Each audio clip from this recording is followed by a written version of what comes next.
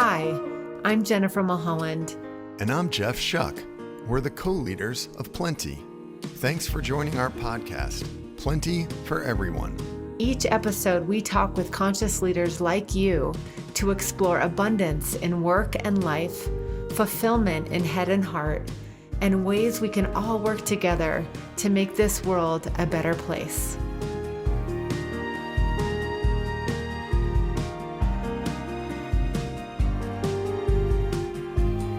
Thanks everybody for joining our wonderful conversation today. We are thrilled to speak with another change maker and conscious leader, Roq Graham, who is an inventor and media personality and a dear friend of Jeff's. So we are going to have a juicy conversation like we like to have over the next 45 minutes. Thanks for tuning in. I'll kick it over to my co-host and co-leader, Jeff Shuck, to introduce our rock star. Hi, everyone, and thanks for being here. So we just have had so many awesome guests, and talk about feeling blessed that you know people who are interesting and fascinating and stimulating and make you better. And that is Roq Graham. Raquel and I went to Kellogg together and got our degrees together. We literally were in the same study group, and there were some hilarious moments of frustration and stress and deciding how much we should care about certain subjects. But she did a lot more in business school than I did because she was also pregnant and had a child during the whole experience. Went on to create a company called Roq Innovation that is just doing incredible things, makes a set of fun, fun products that Raquel designs herself, and has twice sold out on Home Shopping Network lines of products. And maybe we'll get her to tell us a little bit about where her inspiration comes from and how she continues to innovate, even through these times of incredible change. She's responded through her business with new products. So she's also just a wonderful person, an incredible change agent, and someone I'm glad to call a friend. And it's really great to see you.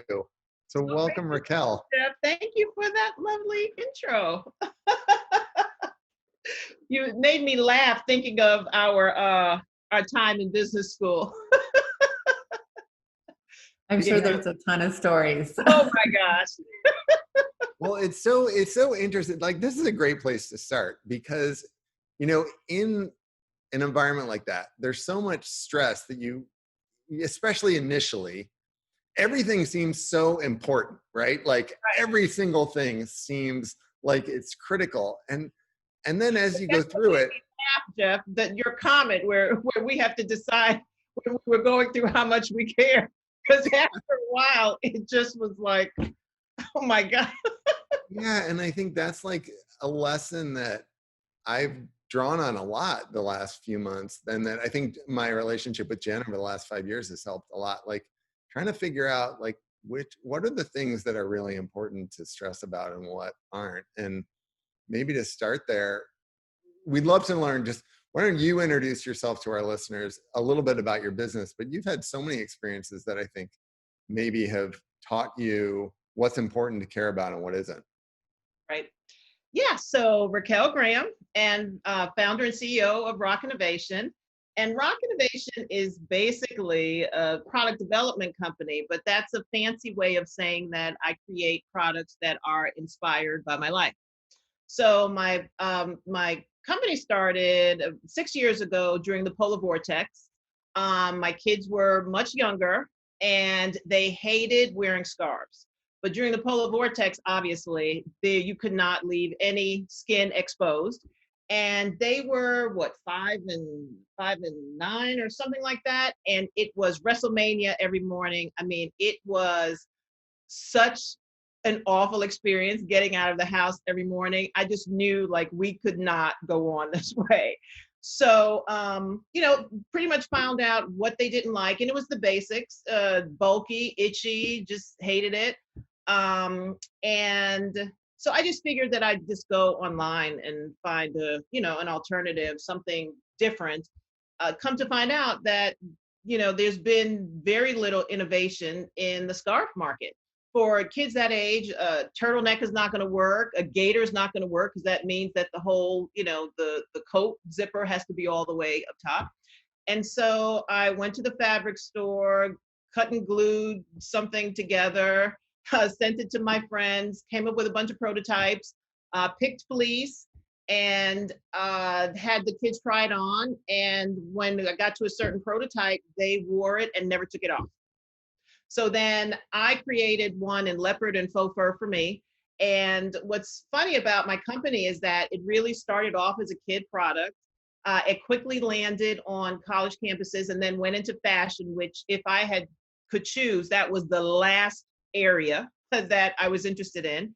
And to date, it has grown so much. I sell out every time on HSN, and I have zero traction in kids, but tons of traction everywhere else. And that's how my company got started, all from my kids. The polar vortex. I forgot that there was a polar vortex. Yeah, me too. How many crises do we need to have? Did I miss that? What happened? Oh yeah, that polar vortex was big in my house. Yeah. Yeah. Well, I love the idea that, especially with innovation, this in our times, it usually a solution spawns out of a need. Right. And I love how you introduced your company, is that it's really products around what you need in life, your lifestyle preferences, and right. Trying to solve for that. So as a mother of two, and as being an entrepreneur and having it explode in the fashion industry, what is challenging as you continue to make products that help to solve a need? Are you finding that the needs are endless? Needs are endless. Well, my needs are endless. I have a book. Mine too. I can roll out products you can't imagine. As a matter of fact, they just shift based on where, what's happening in the world. And so I go back and I look at my ideas sometimes, and they were good for the time, but then things have evolved and some things move up, and so the hat, which is called Headlights, which is my hero product, that is, I'm coming on year 4 of Home Shopping Network and QVC, which as a general rule is very, very hard to survive, because that environment is strictly based on numbers. There's no favoritism. If you've seen the movie Joy, I always tell people I'm the Black Joy. I didn't see Joy until 2 years later.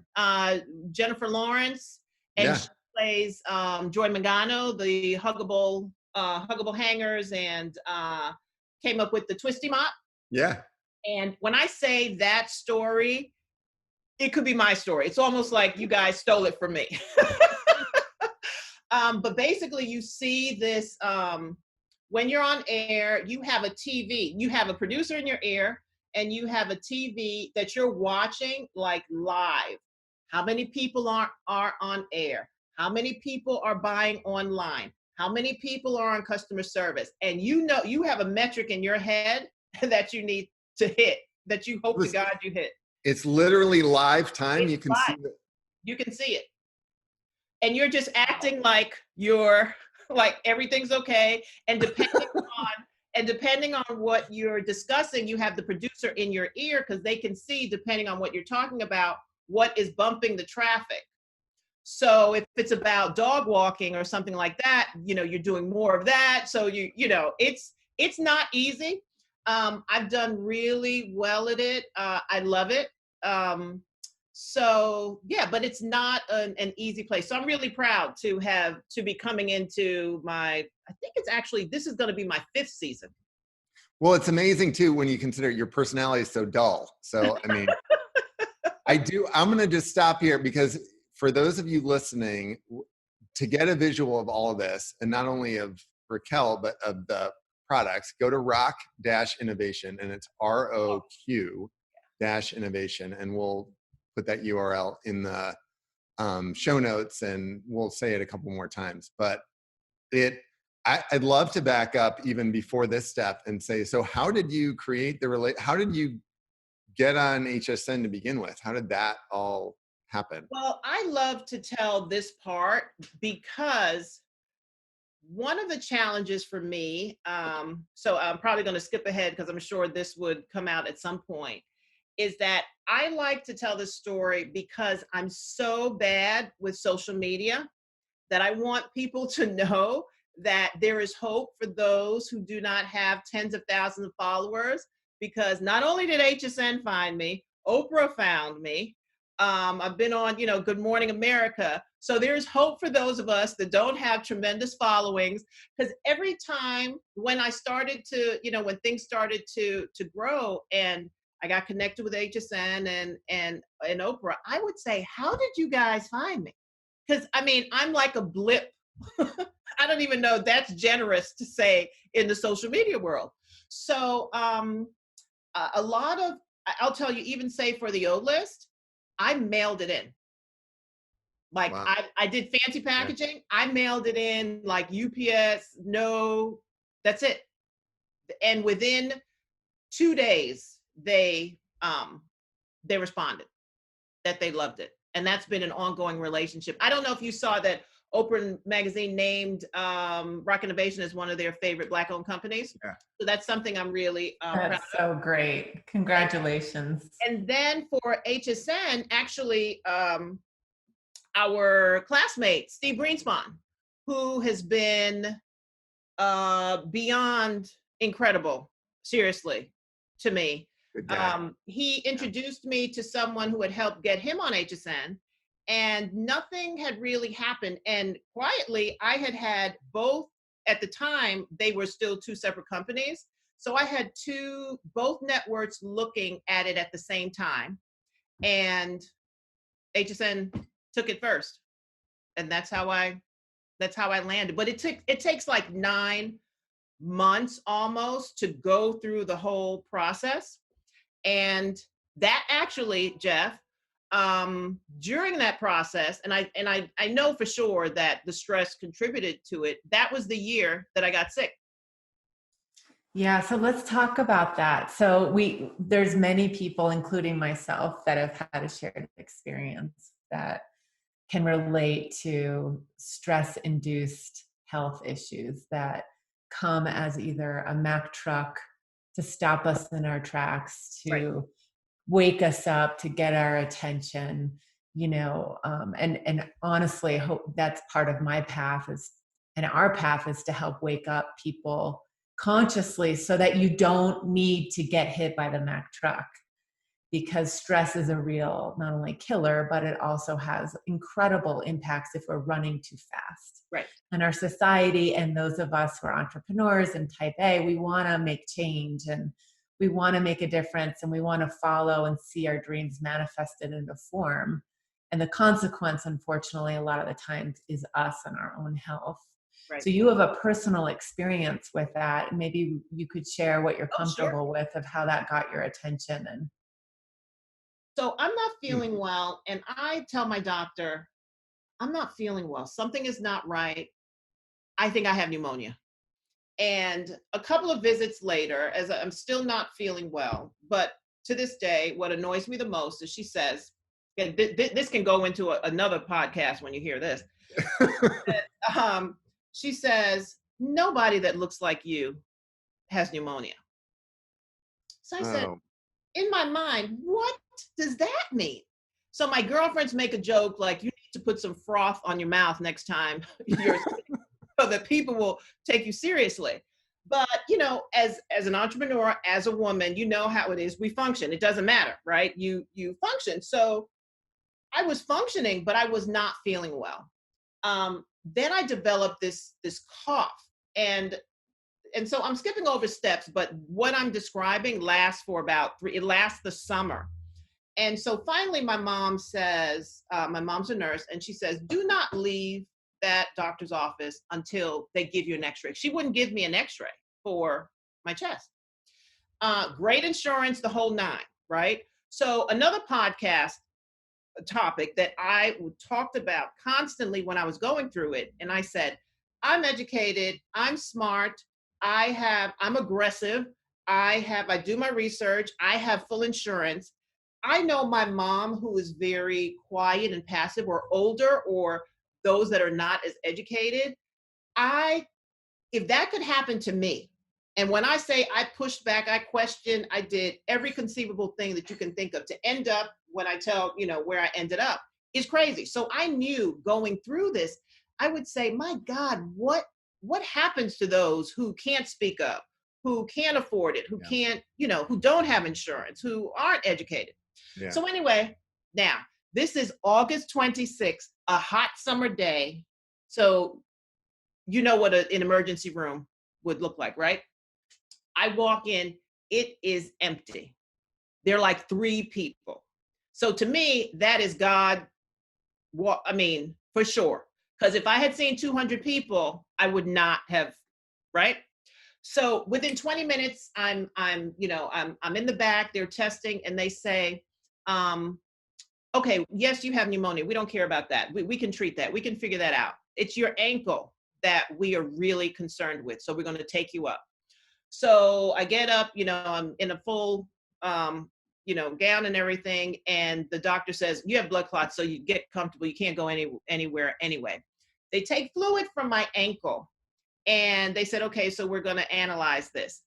This is where it starts to get serious. Now, 10 doctors come back a couple hours later, and they say, okay, so we can't identify exactly what you have, but what we do know, it's pretty serious. So we need to take fluid from your ankle now. It's not going to be pleasant, but we have to do it now, and we have to see what we can find. And by now, I'm really afraid. So let's just, because so many things happen, I'm just going to jump through this. But basically, they said, we know you have a fungus, some kind of, but, or like it's bacterial something. So basically I go into quarantine mode because they don't know, is it Ebola? There's this whole spectrum of what it could be. And they can't identify it until the culture comes back. So meanwhile, it takes days for the culture to come back. They're going to treat you on the highest level, which is like a chemo, to the most powerful medicine to just begin killing whatever it could be in your body. That's when it all goes downhill. Fast forward the next day, I remember distinctly being because now I'm the elephant man. Honestly, I'm the healthy woman that they cannot understand. What is this? So now I'm telling you, there's no room for the amount of doctors and all the people that come into the room. Every conceivable person that was available, I was the case. I remember being on my right side and in a room of, it felt like 60 doctors, and they're going over, just like the medical shows, they're going over the case. They're saying, and patient A has this, that, the other. And I remember a doctor, and I remember this so clearly, them saying, she's having a stroke. She's having a stroke. Now, in my mind, I am cursing every single person out, not realizing that nothing's coming out of my mouth because I was so frustrated. I'm like, I'm not having a stroke. Why can't anyone focus on the leg? Why can't anyone tell me what's going on? My mom had just stepped out of the room to go to the bathroom. And she said, as she was coming back, everyone was blazing because I had the stroke. I don't know how many days passed. And I had full sepsis. I had a fever of 104.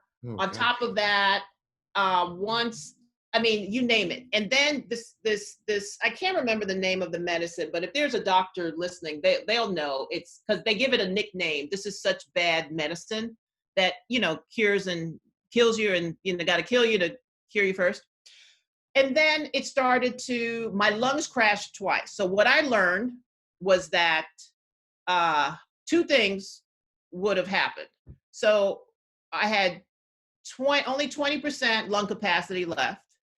I had a day or 2. If I had not gone in, I just wouldn't have woken up at home. Now, my doctor, this all came out in post. he thought he was doing me a favor by showing me like how far I had come. So he showed me my lungs. This is my infectious disease doctor. So he showed me my lungs going in and what they look like once I started to go into recovery.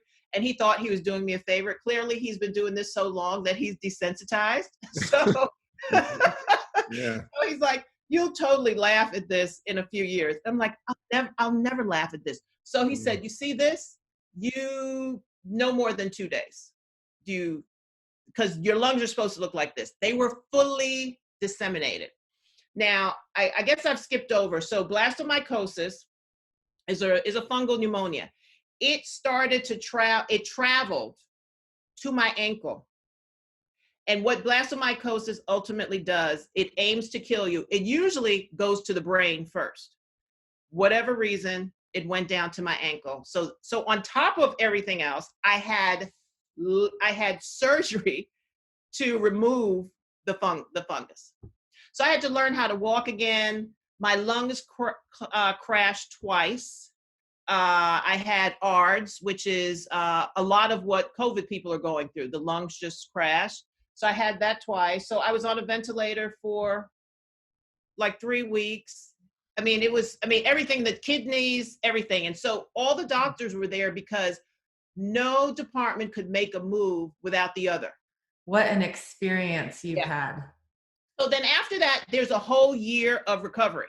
So to get your organs, so you know how the hospital, Jen, system, right? So they want you out, but now you have to go through the recovery. So I went to the doctor 3 to 4 times a week to monitor the blood, to monitor every organ, for them to see as it was coming back. And I had to take this horrific, I can't believe I can't remember the name of it, but it's an antifungal with the prayer that after a year, my body would be immune to this blastomycosis, which is basically like pollen that everybody breathes in every day. Wow. It's not like you've already breathed it in like your entire life. Yeah. And it's indigenous to the Wisconsin, Indiana, areas around the Great Lakes. Isn't that crazy? It's crazy, and it's not, unfortunately, because I think, I think 2 things I'm hearing in your story. One is I relate because I personally have had experience not as severe as yours, but with that frustration of the siloed healthcare system where the integrative model of healthcare is, we really haven't arrived. We haven't solved that yet. We are doing better, but it requires those of us who are in the center of that care, which you were, to be our own health advocates. And for listeners, I hear, and I can hear your passion, is the reminder that nobody is going to fix that for you.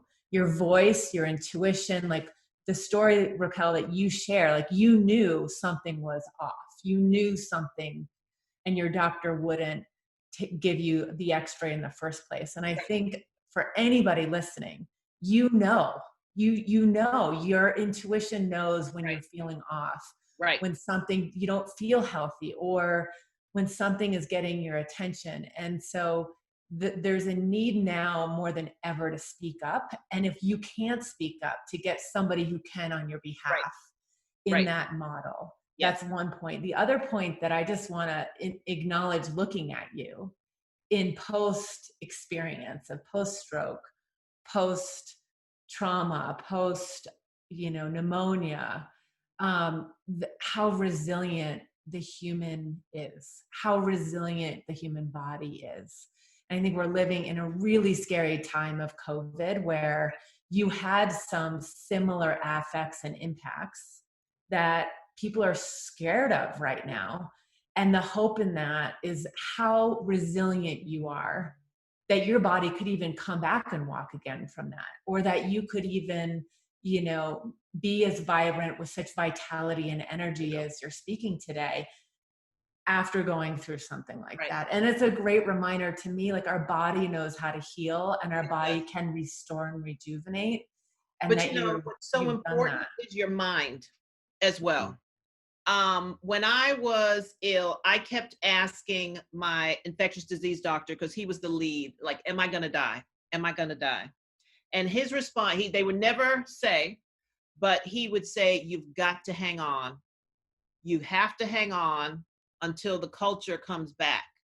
Because if it's something we know, then we can, if there's medicine, then you're in luck. He said, just hang on. Because I was like, I have 2 kids. So first of all, I had my kids' stuff splattered all over, the hospital room. That was it for me. But what I learned in the hospital, and even, and I say this, when you are released, and I tell everyone this, because I think this is so important. If you have loved ones that are in the hospital, my mom came up, my sister came, and my aunt. So I had 3 people round the clock. When you leave the hospital, I think is such a critical time for loved ones to understand that is when they need you the Yeah. most. Yeah. First of all, it's lonely and depressing. And when you go through something like that, it is so scary, because for me, I could not sleep, because when my lungs failed twice, and I remember distinctly when just being woken up and having them shove the stuff down my throat. So I was always afraid to go to sleep for a super long time. I had post-traumatic stress disorder at least 18 months coming out of the hospital, because all of these things start to, there are a lot of studies that talk about people that were on ventilators, and, it takes a while for your mind to get back to, there's so many things that are off, like it just takes a while. And I was determined when I came out of the hospital to do more than the average, first of all, I went on HSN 2 months after that. Holy 2 smokes. months. If you go back and look at the videotape, you'll hear the difference in my voice. I sound like a smoker, like I'm screaming. By that January, I had to have throat surgery because I had so much scarring in my throat from the constant intubation. I can go on and on. It's just like, there's so many things. Even to this day, I'll remember certain things just out of the blue. I don't sit and think about it anymore. But I know when I was in the hospital, you have to move your body. The two are so connected, right? So even if you don't feel like it, you have to move. You have to get, and I think a lot of people, a lot of healing may not happen because, one, they're depressed. 2, they may not have the mobility, someone to help, especially if it's winter. I activated everything humanly possible there was no way. The only way I was not going to get better if God said it was time. But I absolutely, now I'm, back to, I train, I don't even remember that they said that I would probably walk with a limp. I have absolutely no limp. That I would need a cane. They gave me a cane and crutches. They sent it home. I left it. I didn't even bring it. Like I said, if you're going to get in trouble, then donate it to another room. But I'm not, I'm not taking it. I'm not taking it. And I didn't. I was limping around for a while and hopping, but I didn't care. You have to just will yourself to as much as you can. And I think that's half the battle. And that is very hard to do when you are petrified. Yeah. You don't know if you're going to wake up the next morning. You don't, that's very, very hard to do, to motivate yourself to, So,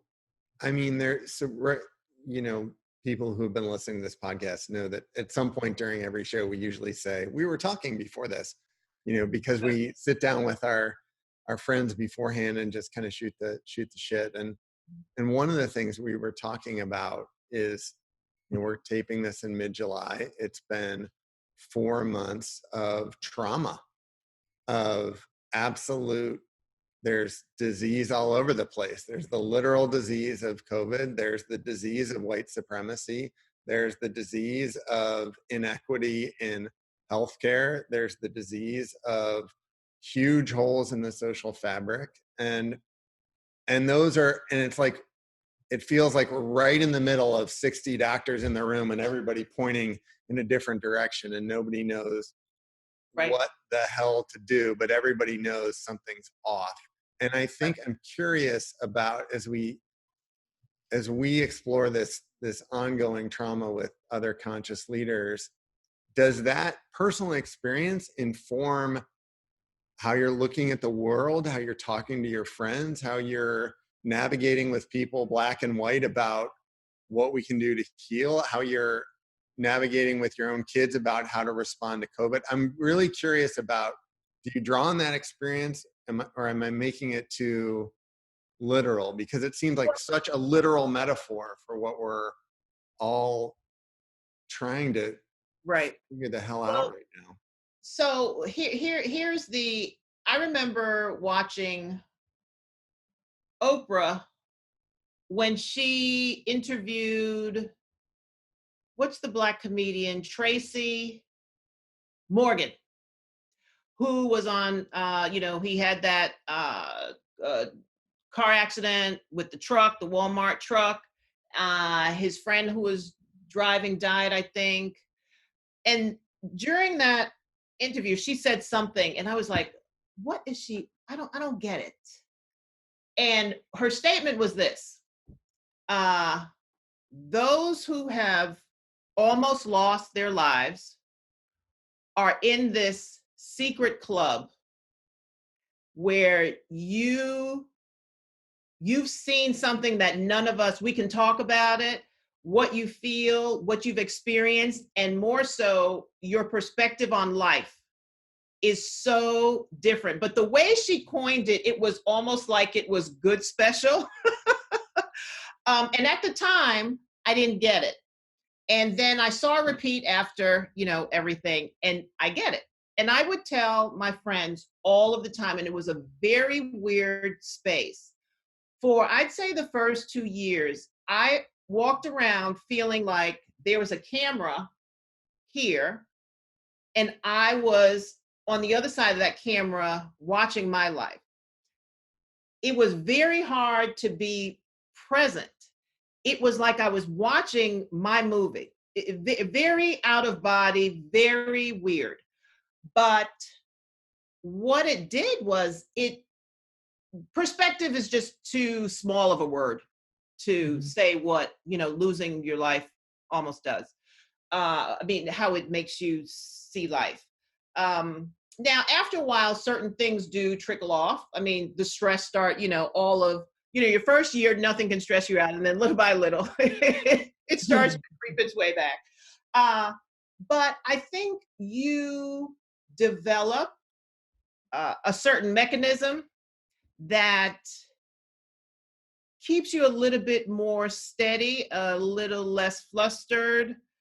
This whole COVID thing is, it's interesting. Personally, I have enjoyed, and maybe enjoyed is a strong word, but lockdown for me was not as difficult as I feel like it was for a lot of people. First of all, I was so incredibly stretched with running my 2 kids around. My scheduling was beyond, my life was so to the minute. Okay, we wake up at this time, drop off at this time, at the warehouse at this time, work out maybe this time, pick up, dinner, I'm talking no room for 5 minutes of, something going wrong. To the minute the kids went to bed. It just was, and this has been years and years and years and years. Yeah. So not to have to run around, for me, it was beyond liberating. I can't explain it. Yeah. So that was great. Here's number 2, because I'm very filled with anxiety around my kids. Having them with me all the time was great, because I knew there was nothing to worry about. Sounds crazy. Now, granted, never did takeout. I cooked every meal. It had felt like hundreds of thousands of meals. I mean, every meal was cooked in this house. So there were different kind of stresses, but in terms of mentally, it wasn't. Now, mind you, even trying to figure out my pivot, worrying about my business, all of that, but the calm that I felt that we were all together, and if we were all together and healthy, we were good. That trumped all chaos. It trumped everything. Then everything else, now I could have more bandwidth around what am I going to do with the company? How do I strategize? How do we move forward? But that peace of mind, I know it's probably counterintuitive to most people that are going to listen, but that was peace for me. Well, it's fascinating, Raquel, in terms of what are we relying on that creates our stability, that peace of mind. What is our rock? And that's your beautiful nickname, but like, and company name, it's like there's no accident. Like, where do you find your rock within? And I hear that as a choice point throughout your sickness and trauma of you're choosing your will. You're relying on your will to thrive and survive. That is literally overpowering the alternative. And studies have shown all across the board that when you have a will to live, that is the strongest medicine any human being can have.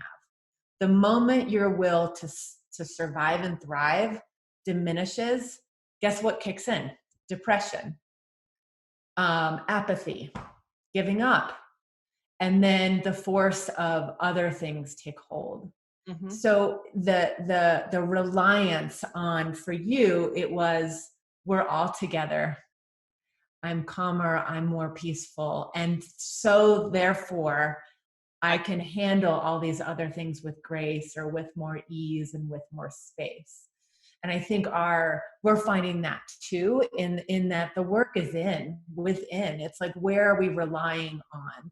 What is our inner rock when all the shitstorm and all the unpredictability and dis-ease, whether it's in the form of a health crisis or COVID, or whether it's a financial crisis or disconnection, wherever you're finding that dis-ease outside of yourself, we want to remind everybody to look for that within. What can you rely on that you know to be true, that you're choosing to empower?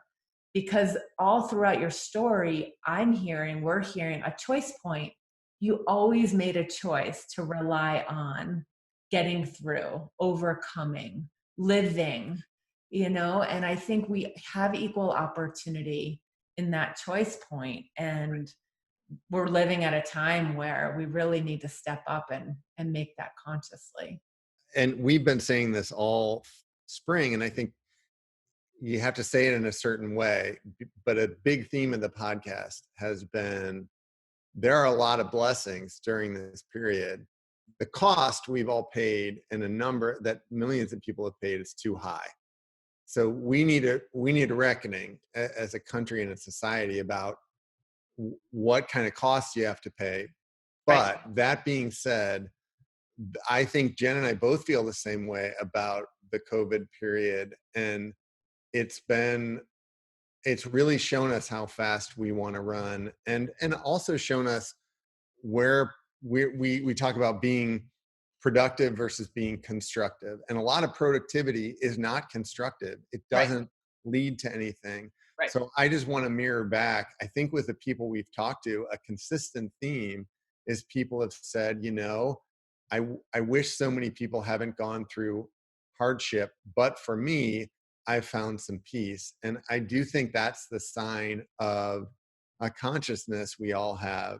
And I think there's also, without being too, Pollyanna about it, I think the same metaphor applies to our country, because I see a lot of people, Jen, to your point, kind of saying, well, screw it. It's so screwed up that I don't want to do it anymore. And I do think as a country, we are going through a big illness, but we have to decide together that well, we're choosing to survive together, that we're going to get the fungus out, and I think there's a really interesting metaphor there, Roq, about wanting to put down the cane and wanting to say we will work together as hard as it takes. So I really appreciate that. I appreciate you sharing that story. And I don't know if it's what we thought we'd talk about, Right. but I think there's a lot of great takeaways. And I'm kind of babbling on here, but I am interested. Did you ever go back in your own mind or heart and say, wow, my stress in some way, shape, or form, like, made me vulnerable to that? Like, is that something that you believe, or you think it was totally unrelated? Do you know what I'm asking? Like, Oh yeah. Well, I think what you're asking is, because this one is difficult. Uh, Accepting the randomness of life is that, because that is a big piece of it. So yes, I definitely think stress was a big part of it.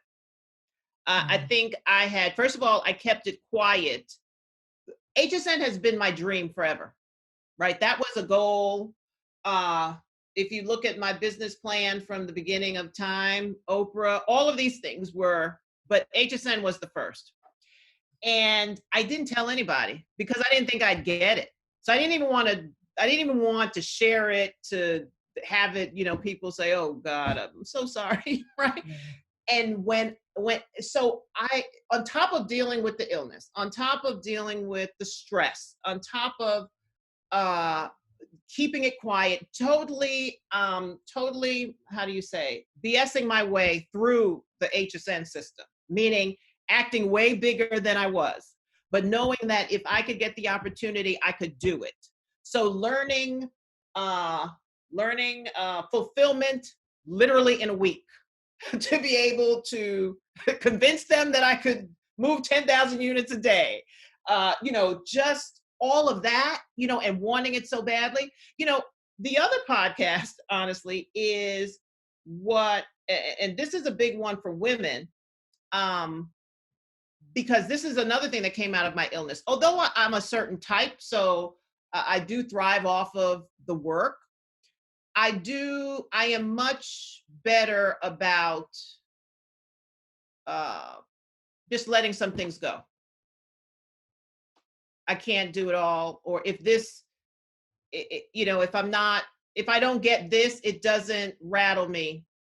If I don't get this, it doesn't rattle me like it used to Yeah.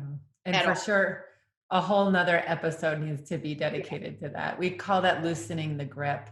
Yeah. Whether it's women or men, we're running so fast, and a lot of it is false emphasis of control, of needing to control our activities, the pace, Right. people, relationships, to feel worthy and to feel in control of Right. ourselves. And that gang is the biggest joke on the planet. So part of it's just we need to re-architect Yeah. what we're learning, because and reverse it, because it's just not healthy, and it's not But I think that's all part of, I call them COVID silver linings, yeah, because COVID has forced many of us to sit still, which is close to impossible for, in our regular life, right? So it got to the point where, no, your business had to shut down, and you were forced to, whether you're that kind of person or not, right, to really deal with some things far beyond business. yeah, I've heard stuff with relationship with your kids. Like, there were there's some juicy topics out there about what has happened due to COVID, and a lot of that introspection, is that the right word, was overdue. And then the absolutely. broader piece is the government. Our world, our disparities. This, what I will say is that I think that this is no accident.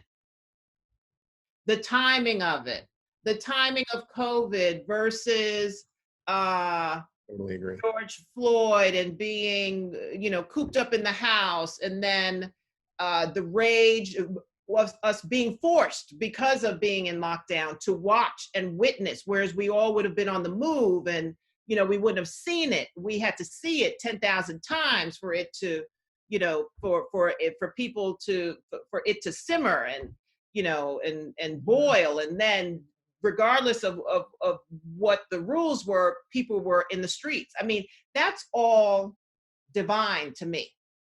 It's all divine. Now, I think that this journey is scary as hell, though, because you don't know how it's going to end, right? But it's all going to be divine. Change is always rough and ugly, and I think that's just where mentally I am. Just like I'm already prepared for if the kids can't go back to school, then they can't go back to school. Yeah. You just kind of you can. This is not the time to be rigid. No. At all, right? If there's anything to practice now, it is how to be as fluid as possible. Well said. Yeah, fluid, flowing, agile, and to stay still, because when we surface, and there's a lot of garbage. There's a lot of misunderstanding. There's a lot of misplaced power that we've given away underneath the surface. And so I think the unrest when people have to still at home and their relationships are dysfunctional in the first place, or there's things that are not spoken, or there are, family patterns that need to stop the cycle of pass down. Right. When we're still, those surface. And now go ahead. Where I am very where there is the most pain, I will say this bothers me constantly. So I am clear and aware how fortunate I am and us on this call to be in a situation where we have food, we have a place, to live. What bothers me a lot, I mean a lot, it's like right here, is the folks that do not have this environment. Yeah. Where it's now we're talking a different situation, your everyday lockdown, and you don't know where the money's coming from, how to eat. And then even worse than that, I think about the kids. Yeah. Right now, many living in one home, just the disparities that would make this kind of situation unbearable. Yeah, or a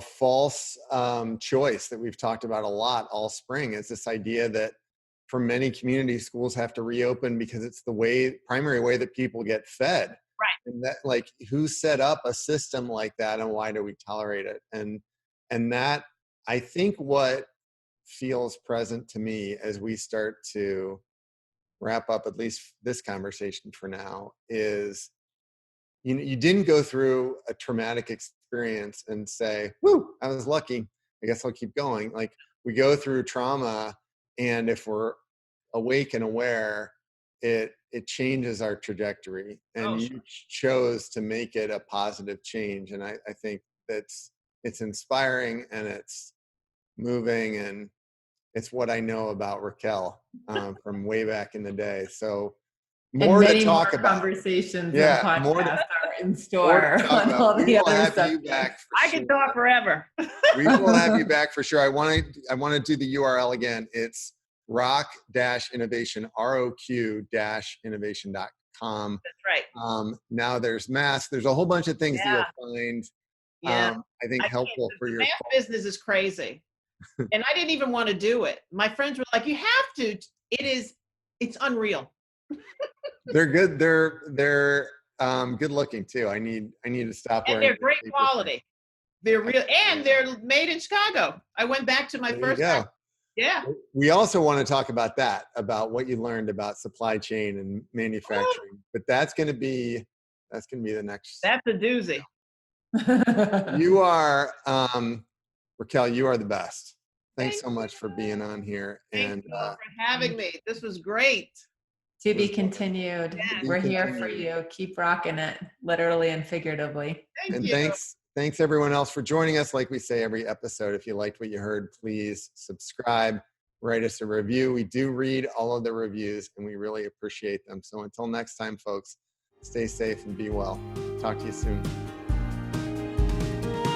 Thanks for tuning in. Join the conversation and learn more at plentyconsulting.com.